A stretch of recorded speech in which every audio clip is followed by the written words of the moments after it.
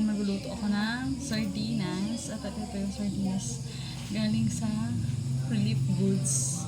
Kasi dito, ng Relief Goods para sa mga farmers na anuhan ng El Nino.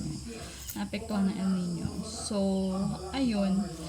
Nalutuin natin itong sardinas. Tapos ito, titikman natin itong galing Japan.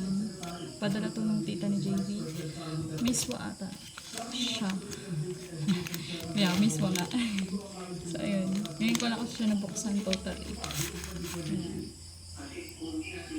So, tatry natin siya. Taste test. Tapos, ngayon ko lang din titikman tong brand na to. Kaya, let's see. Sorry yung hair ko. Wala akong supply. Bagong ligo kasi ako. Tsaka hapunan na ngayon. Bagong ligo ako, tapos di ako nagsusuklay kasi mas maraming nalalagas na buhok sa akin. Kaya yun. So, magigisa tayo guys.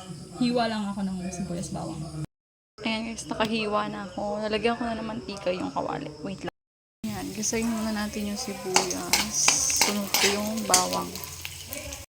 Nilagay ko na yung sardinas. Tapos, naghabol din pala ako ng kamatis kasi nakalimutan ko. Tapos, lalagyan natin ng seasoning.